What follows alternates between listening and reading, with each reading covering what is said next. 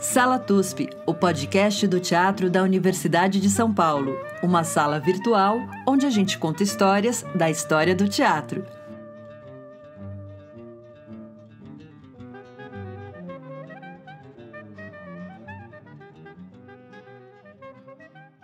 Olá, ouvintes do SATUSP. Esse é o nosso podcast da Universidade de São Paulo, onde a gente conta histórias da história do teatro. Hoje, talvez não exatamente da história, como ouviremos de nosso convidado. Estou eu aqui para variar na minha sala em São Paulo, conectada com a sala de Francisco Pérez, em Bauru. Olá, Maria, tudo bom com vocês? Agora estou aqui, online de novo, participando desse podcast histórico. Vamos lá, vai ser muito bom essa conversa que nós vamos ter hoje. E conectados a Itapecerica da Serra, com o nosso convidado excelentíssimo, Saloma Salomão. Bom dia, Saloma! Bom dia, Maria. Como é que tá? Como é que tá, Francisco? Estão bem? Gente, eu vou apresentar o Saloma. Eu faço questão de apresentar os currículos, porque as pessoas que trabalham com pesquisa no país, além de outras coisas, não são prestigiadas o suficiente, então eu faço questão de apresentar com todas as formações da pessoa. O Saloma ele tem graduação, mestrado e doutorado em História pela PUC de São Paulo, fez um estágio no Instituto de Ciências Sociais da Universidade de Lisboa. Eu conheço o Saloma como produtor cultural, na verdade, de anos passados na Prefeitura de São Paulo. Então, ele tem experiência de gestão também, é musicista, é autor teatral, encenador, trabalha com questões das sociabilidades negras em São Paulo, musicalidades africanas. Em 2006, ganhou o Prêmio Ruth de Souza de Dramaturgia Negra. Tem um trabalho aí de parceria com vários coletivos de teatro negro, como as Capulanas de Arte Negra, o Coletivo Kizumba, grupos como Clariô, Beneditas, a Companhia do Faroeste, os Crespos, e também com a Trança de Teatro de Sorocaba, e o grupo de dança contemporânea Treme Terra. Ou seja, uma pessoa muito atuante aí junto com a arte negra, e hoje vai conversar com a gente sobre teatro experimental do negro e outros assuntos afins. Querido, eu acho que assim, a primeira coisa é apresentar o que foi o TEM, para quem está ouvindo a gente. Ok. O TEM foi um grupo de teatro organizado por Maria Nascimento, Célia Guerreiro Ramos, Abdias do Nascimento e o sociólogo Guerreiro Ramos, com apoio de inúmeros outros artistas, alguns que posteriormente obtiveram renome, outros desapareceram no anonimato, no Rio de Janeiro, na década de 40, e que estreou um primeiro espetáculo público em 1944 e ensaiava na sede da União dos Estudantes Universitários, entidade estudantil que já existia no Brasil, na capital da República, na década de 40. Eles ensaiavam nesse espaço e estrearam no Teatro Municipal do Rio de Janeiro, em 1944. O Abdias era um jovem estudante, ativista, que saiu de São Paulo para morar no Rio e para estudar na Universidade do Brasil. E lá ele fez a sua graduação em economia. Depois seguiu se equilibrando entre o ativismo antirracista, as artes, e aí não só o teatro, mas artes visuais, a poética, o romance e várias coisas, como escritor, e como sociólogo, como pesquisador em sociologia. O Abdias era uma pessoa muito polivalente, né? Eu vi que quando ele começa a pensar na criação desse teatro, do teatro negro experimental, ele está viajando com um grupo de poetas pela América Latina. Exatamente. Está numa viagem, eu não sei se na Colômbia, eu creio que seja na Colômbia, ele vê uma peça teatral com blackface. E isso desperta nele uma inquietação, por que daquele formato, porque a persistência de uma imagem depreciativa dos negros, já que essa imagem é histórica, e ele resolve que essa linguagem era uma linguagem interessante para formular questões relacionadas à sociedade brasileira e à presença negra na sociedade brasileira. Ele é uma narrativa um pouco já congelada essa. Ela, de certa forma, é boa, porque é uma imagem heróica publicizada sobre ele, mas ela um pouco apaga a importância da sua companheira Maria Nascimento. Por que apaga? Apaga porque, eu creio, não tem mais menção a ela após os anos 60, não se sabe o que aconteceu com ela. A esposa dele, a última esposa dele, também não responde. E por que é importante essa figura? Porque ela é que articulava toda a parte prática e didática do teatro experimental do negro, que não fazia apenas teatro.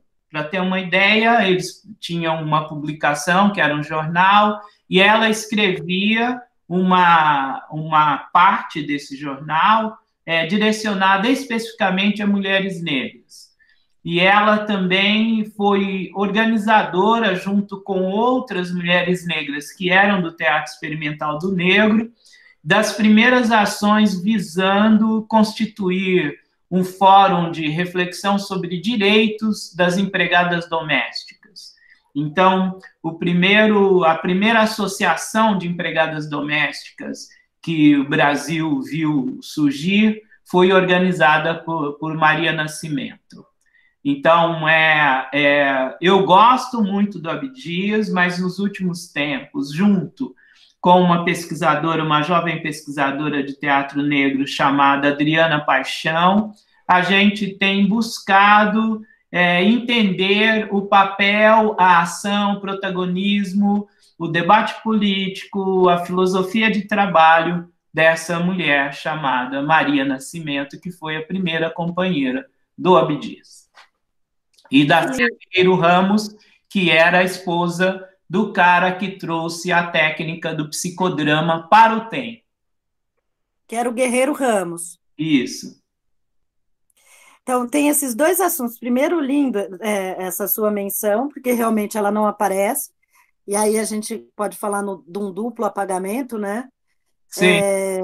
Não aparece nas versões mais oficiais, né, que a gente tem acesso. Eu queria, então, te fazer duas perguntas. Vou fazer a primeira, depois eu faço a segunda sobre psicodrama.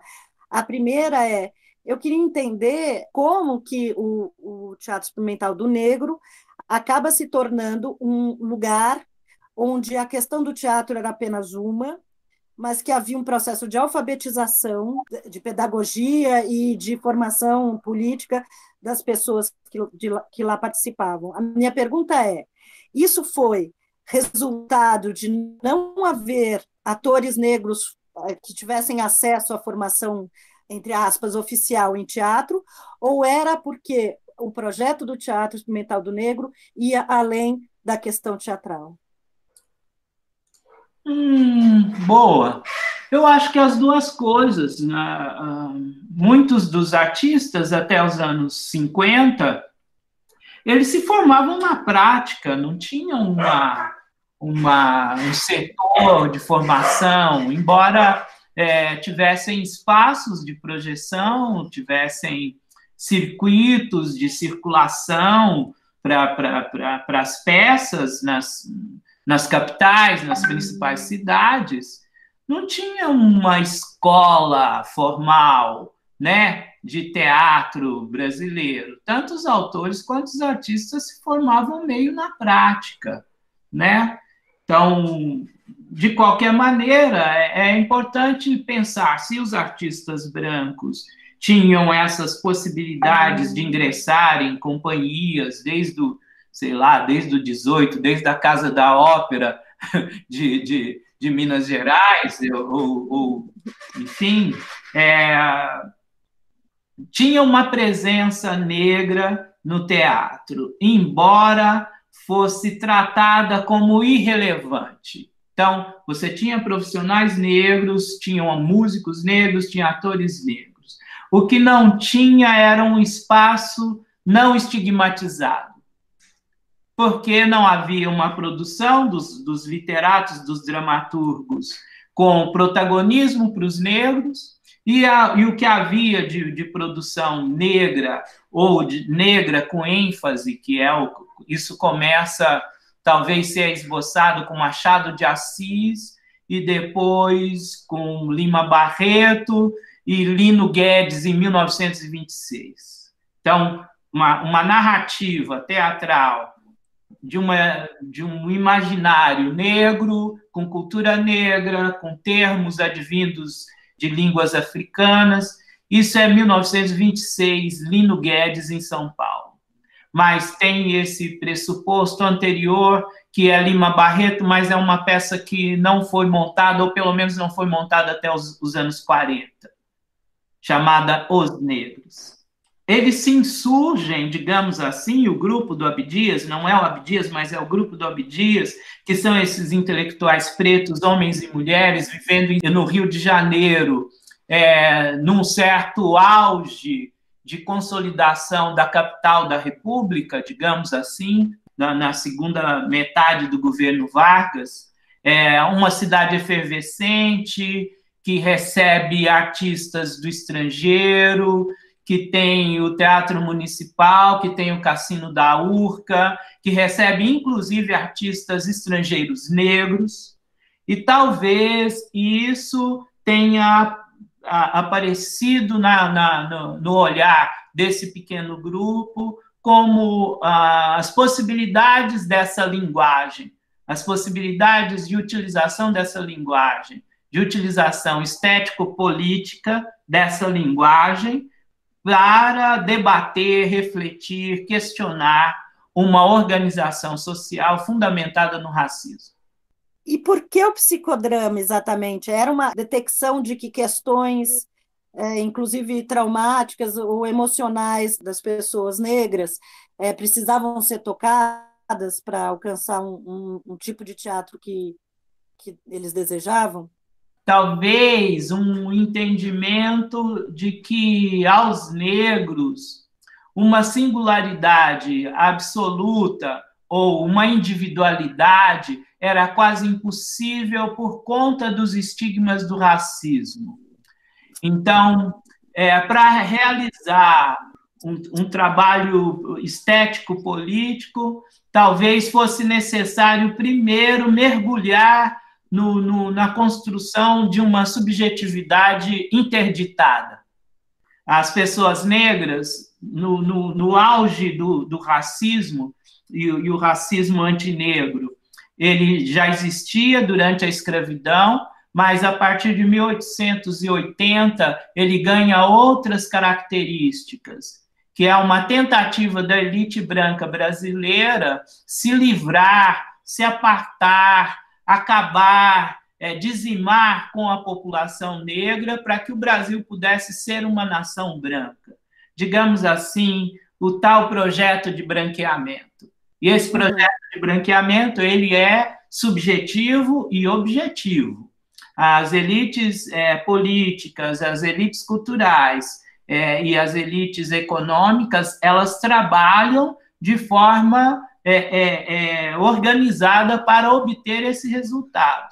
Do ponto de vista científico, elas acomodam as teorias raciais de origem europeia, a eugenia, eles criam políticas eugênicas em vários setores da vida social, na medicina, por exemplo, classificando as pessoas negras e os mestiços como degenerados, criando uma série de estigmas sobre a população negra. Isso é feito por uma elite acadêmica, por uma elite científica da República.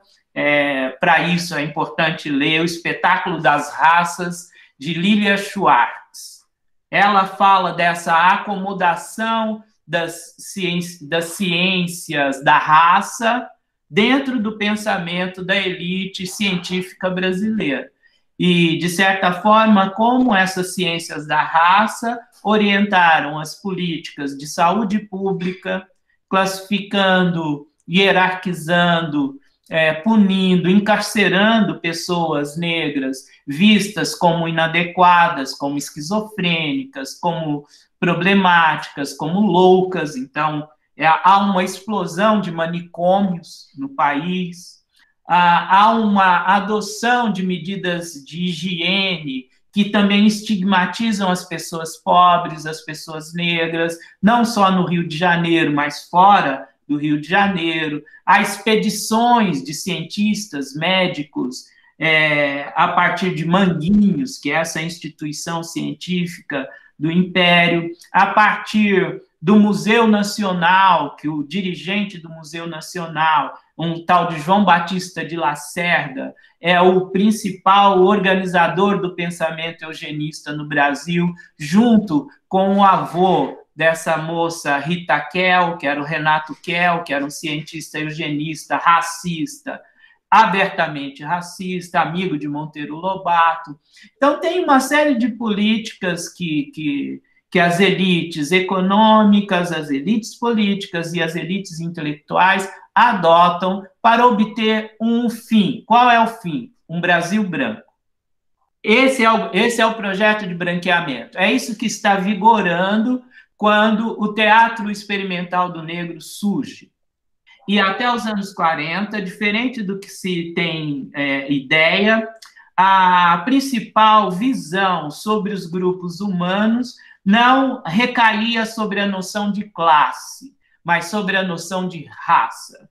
Foi só depois de 1946 que a noção de raça passou a ser questionada do ponto de vista científico. Até 1945 era inquestionável que a melhor ciência para compreender o comportamento humano era a etnologia, a antropologia e a raciologia, ou a ciência das raças. Era com isso que eles estavam lidando, com a ideia de que, ou no Brasil, os negros estavam contentes em viver a relação desigual que eles tinham, ou que aquele que reclamasse era, no mínimo, racista. E é disso que eles foram acusados, que eles estavam criando um racismo que não existia no país. Eles tiveram que lidar com isso, através da imprensa, através dos críticos, através dos cientistas, dos estudiosos da literatura e do teatro. Sim, porque no momento em que se afirmava uma identidade diversa e com questões próprias, a branquitude entendeu isso como uma força. Isso é tão claro hoje, como ainda assim é entendido dessa forma. Além de sofrer o racismo, é necessário sofrer calado, é necessário não mencionar o racismo, né, que está posto. Sim, então, é importante não dizer o nome da coisa. Qual é a coisa? É o racismo. E quem o diz é automaticamente singularizado, estigmatizado. Singularizado negativamente, né? É algo que a gente tem muito ainda a caminhar para compreender. Nós estamos esboçando há 100 anos uma compreensão dessa sociedade, dos seus mecanismos de segregação, de apartação e silenciamento. Nós não temos um pleno conhecimento de como isso ocorre. Até porque, quando nós conseguimos iluminar um certo setor e visualizar o que está acontecendo ali, aquilo já mudou, já se torna opaco. um dos fenômenos do racismo antinegro e anti-indígena é a opacidade. O que significa isso? Significa que são fenômenos que não são passíveis de ser desvelados por completo, porque são dinâmicos. Quando nós começamos a elaborar um entendimento e uma contraposição a uma prática discriminatória e desumanizadora, os seus operadores migram, medram, mudam. E essa prática, ela se reveste de novos conteúdos, de novos simbolismos, de novas carnes. Saloma, eu ia fazer essa pergunta mais para frente, mas já que a gente está nela, como que você vê, por exemplo, nesse sentido até da opacidade, a gente até hoje sai uma lista dos 20 livros mais vendidos no Brasil, dentre eles 9 são de escritores negros e de temática negra, e os 2 primeiros, Silvia Almeida e Djamila Ribeiro. Você vê isso como uma absorção opacizante do mercado ou como uma mudança real? A sua pergunta é muito boa, mas ela contém uma armadilha, que seria, se de um lado eu acho que isso é um problema, eu posso me enfileirar naqueles que veem a obra da Djamila e do Silvio Almeida como problemática. Se, de um outro lado, eu reconheço a contribuição deles e entendo que elas corroboram para uma melhor aceitação do pensamento negro na sociedade brasileira, eu também deixaria de reconhecer a própria ação do ativismo antirracista. Então, eu não entendo o mercado editorial. Isso eu posso te dizer. Eu não conheço os números. Eu não sei quais eram os números anteriores. Eu conheço o Festival Literário de Paraty e sei que a presidente ou o presidente da curadoria desse festival de literatura, até bem pouco tempo atrás, achava que os negros e negras que escrevem só escrevem panfletos e que os panfletos não têm valor literário. Isso eu sei, eu conheço. Eu não conheço os números da editora dos Schwartz, mas eu sei que ela é professora no Brasil e nos Estados Unidos e escreve na Folha de São Paulo. Eu sei que os intelectuais brancos têm as instituições universitárias onde eles produzem suas pesquisas, eles têm acesso ao financiamento das agências de fomento à pesquisa e que eles circulam entre o Brasil, a Europa e os Estados Unidos em diálogos com seus pares. Eu sei que apenas a partir do ano 2000 nós passamos a ter censos universitários que apontam que os intelectuais e as intelectuais negras, pesquisadores e pesquisadoras, não alcançam 10% do contingente de professores universitários.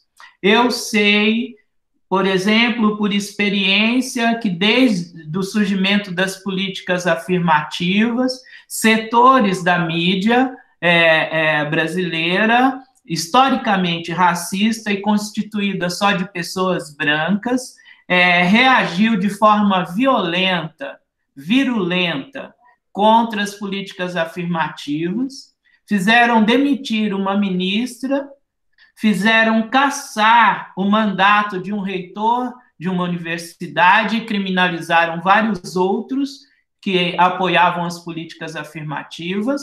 Eu sei que há uma grande resistência no meio intelectual, no meio da jurisprudência, no meio da diplomacia, à chegada de pessoas pessoas de origem africana nesses postos de trabalho que são historicamente da elite branca. Isso eu sei e posso te falar. Especificamente sobre mercado editorial, eu não tenho dados. De qualquer forma, eu, pessoalmente, fico muito feliz, primeiro, de saber que há compradores de livros e talvez que haja leitores. Então, Chico, você não quer fazer a sua pergunta? É que, na verdade, a pergunta que não é minha, né, é do Dilson, que é o companheiro nosso de Ribeirão Preto. A gente teve uma conversa na parte da manhã, ele falando sobre o apagamento da intelectualidade negra. Mas eu acredito que já foi altamente debatida aí nessa sua conversa. Em 10 minutos, você explicou claramente o que acontece com a intelectualidade negra no nosso país, né? E uma das questões que eu só queria colocar é engraçadíssimo, ou é triste, ou é vergonhoso, ou é qualquer outra palavra que eu possa colocar, que a história do teatro negro no país é completamente apagada, porque eu estudei na Universidade de São Paulo, do ano 2000 até o ano 2008, e eu nunca ouvi em alguma programação da universidade qualquer referência ao teatro experimental do negro ou os seus desdobramentos posteriores, a não ser por amigos de trabalho negros que fizeram o esforço de inventar ou de disseminar o teatro negro mais contemporâneo, como o Coletivo Negro, os Crespos, ou as Clarianas. Mas, sinceramente, essa pergunta que o Dilson colocou para mim já está respondida desde o primeiro momento que você começou a falar, Saloma. O apagamento da intelectualidade negra no Brasil é claro e objetivo, né? Sim. O fato é que, desde o século XIX, a gente pode dizer uma espécie de uma tradição intelectual negra, de pessoas que acessam ou não a universidade, sábios africanos que foram trazidos para cá, em primeira instância, como escravizados, sábios sufis. Sabe o que é o sufismo? Então, sábios sufis de origem malinquê, que foram escravizados e enviados para cá, essas pessoas, além de sábios vindos de outras regiões do continente africano, eles estiveram aqui empenhados em manter uma memória dos valores civilizatórios africanos. Às vezes, essa memória é uma espécie de criptografia em forma de práticas religiosas, de cantigas, de oratórias, de adivinhas, de provérbios. Todos esses conteúdos, elaborados pelo menos há 3.000 anos, com a vinda desses africanos, eles foram trazidos e reconfigurados aqui. Então, há muita sapiência em vários setores da vida social. Conhecimentos de metalurgia, de estética corporal, de gestualidade, de estética musical, de filosofia entendida como visão de mundo, como cosmovisão, ou como narrativas míticas, ou cosmogonias. Tudo isso está presente na sociedade brasileira, concentrado em alguns lugares, diluída em outros, relativamente assimilados e aceitos em alguns espaços da vida pública, rejeitados veementemente em outros, às vezes estigmatizados. Então, você pode ir ao Instituto Itaú Cultural, consultar o acervo Brasilianas, onde tem gravuras, pinturas de viajantes europeus, onde aparecem pessoas africanas portando amuletos, por exemplo. Estou dando um exemplo simples. Portando amuletos. Esses amuletos, eles estão relacionados a certos saberes mágico-religiosos de origem africana. Mas se não tiver o sábio, o estudioso, capaz de revelar o conteúdo daquelas imagens, seja capaz de tirá-las daquele nível de criptografia e de opacidade e revelar os seus códigos, são apenas textos imagéticos para serem contemplados pela elite branca. Dentro de uma tradição cultural muito própria da abordagem das artes visuais, a contemplação. Você que acompanha de perto o movimento dos grupos de teatro negros, aqui de São Paulo, né? Eu estou falando de um lugar específico, então tenho que fazer esse recorte, que é o que eu tenho mais contato. Você consegue reconhecer o resgate desses saberes na produção desses grupos? O que te chama atenção na produção desses grupos? O que você gostaria de trazer relevo? Resgate eu não diria, mas eu acho que descoberta, ressignificação, isso sim, digamos assim, envolve uma certa disposição política, porque esses jovens atores e artistas, eles têm a mesma formação que vocês. É uma formação brancocêntrica, é um currículo brancocêntrico, são professores brancocêntricos e professoras, pessoas, às vezes, até humanistas, do ponto de vista daquele humanismo iluminista do século XVIII na Europa, mas não são humanistas no sentido de revisar a sua visão sobre o humano, sobre esse humano estendido, que tem que abarcar a noção de construções humanas extra-europeias, de repertórios de humanidades extra-europeus, repertórios de humanidade, saberes sobre o corpo, repertórios de humanidades, saberes sobre o cosmo, repertórios de humanidades, saberes sobre os sentimentos humanos. Um sentimento humano básico que acometia aqueles que adoeciam do ponto de vista psicológico pela captura e pelo envio para as Américas, que os nossos detratores chamaram de banzo. E hoje nós sabemos que era depressão. Esse abismo criado na psique daqueles que foram capturados e enviados para uma terra distante e cujo retorno era impossível. Agora você imagina você ter todo um imaginário, você pensa comigo, você ter todo um imaginário construído por pessoas que foram capturadas e enviadas para um mundo desconhecido. Imagina as camadas de sofrimento psíquico que se acumularam durante esse tempo. Imagine você um repertório inteiro que teve que ser criptografado sob o risco dos seus portadores sofrerem violência física.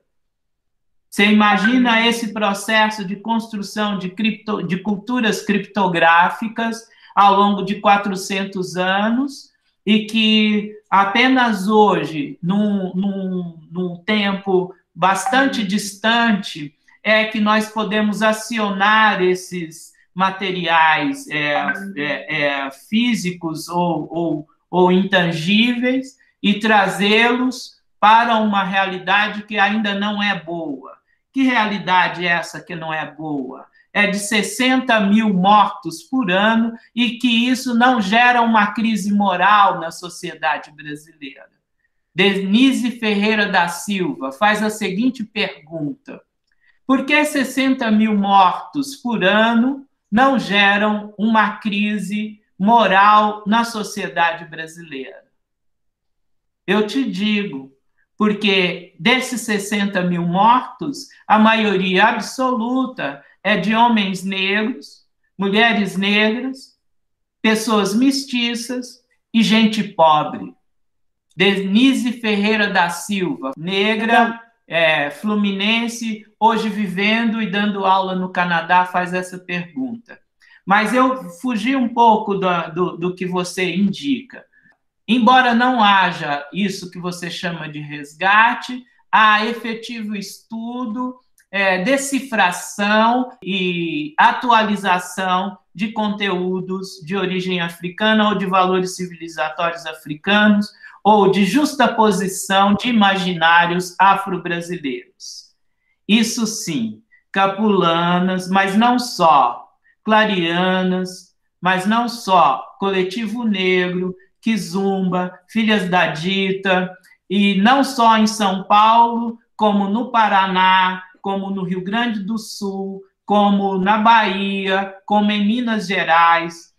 Uma professora de teatro da USP, sob uma encomenda do SESC, produziu e dirigiu, junto com Tony Venturi, uma série de documentários sobre a produção teatral negra contemporânea. Silvana Garcia. Exatamente. Estava já confundindo aqui com Miriam Garcia, que estudou o Teatro Experimental do Negro.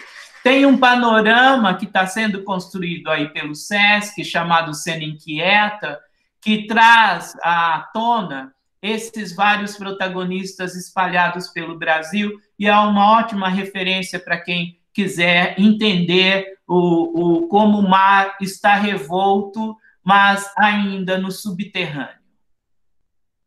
Saloma, eu preciso fazer justiça aqui ao nosso colega, que é o Dilson Rufino, dizer que ele é negro e que ele não pode estar aqui hoje porque o irmão dele está com Covid, e sabemos que não é uma questão de raça ou etnia, ou enfim, que o Covid acomete, porém sabemos que a maioria dos números de casos graves ocorrem com pessoas negras, com indígenas, com pessoas pobres da periferia. Isso é a continuidade da política. Ela é descontínua, mas de vez em quando ela é reatualizada. Ou seja, da política de medicina eugênica do final do século XIX, tristemente. E não estou falando isso como um anti-bolsonarismo tosco, eu estou dizendo que os funcionários do governo federal que têm adotado medidas ou deixado de adotá-las em favor das pessoas de origem pobre, de origem negra e indígena, estão cumprindo um papel político de sanitarismo eugênico.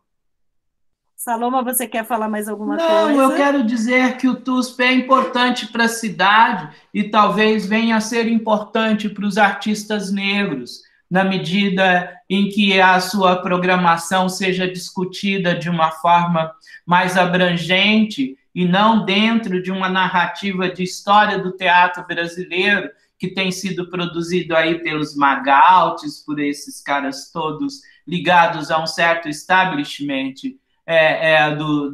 da cultura paulista ou da cultura do Sudeste, e que não tem um olhar para a sociedade brasileira tal como ela se apresenta, como uma sociedade multiétnica, pluricultural e racista. Então, eu queria dizer que a gente está num esforço para isso, difícil, porque a gente sabe pouco, e essa série de podcasts tem nos ajudado a estudar sobre Brasil. A gente não quer ficar nas formas teatrais, vamos dizer, comerciais, hegemônicas, historiografadas, mas a gente quer falar também de teatros diversos, teatros aparados e teatros que não mereceram atenção devida na historiografia.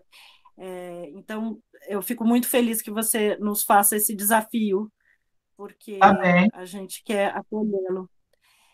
Quero dizer também, Saloma, que eu te conheci há 20 anos atrás, em uma situação de gestão pública, e que há 20 anos atrás eu era uma pirralha, e eu quero te pedir desculpas públicas, porque a gente se desentendeu, e eu hoje entendo totalmente o seu lugar, e acho que naquela época eu não tive capacidade, humildade de ouvir com ouvidos amorosos, acolhedores e com sabedoria de quem Meu amor, sabe ouvir. Humanos, ali tinha toda uma circunstâncias e uma hierarquia, um jogo de poder que tem a ver com o que a gente está falando aqui, e uma, digamos assim, uma arrogância muito própria da esquerda branca paulista, que, embora tenha, às vezes, um discurso de aproximação, de convivência,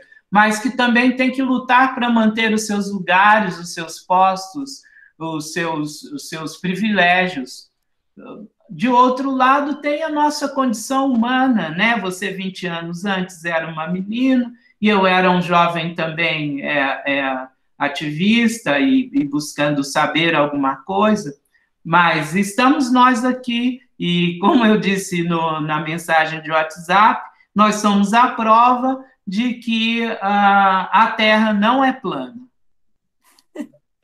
Então, nós vamos terminar com essa maravilhosa frase. Podemos ser a prova de que a Terra não é plana. Não é plana, O nosso encontro lá, e esse ano faz exatamente 20 anos, foi em 2000, por aí, ou 2001, no máximo, e estamos aqui, nós. Saloma, foi um prazer muito grande. Acho que isso é a ponta de uma conversa, mas é muito bom te ouvir. Agradeço também ao Gé Oliveira, que me passou seu contato, grande artista e querido. E é isso. Despedidas. Tá jóia. Bom, quero agradecer aí ao TUSP, agradecer a Maria, ao Francisco. É um prazer conversar. É um prazer poder ter a ideia de que talvez a nossa reflexão possa ser do interesse dos alunos de teatro da USP, que possam ser de interesse de quem gosta de teatro na cidade, no país. Perfeito. Esse foi, então, Sala TUSP com Saloma Salomão. A gente se despede, lembrando que a Terra não é plana. É isso aí. E que a Maria é gente boa, e o Francisco também. Um beijo, querido. E o Saloma também, querido.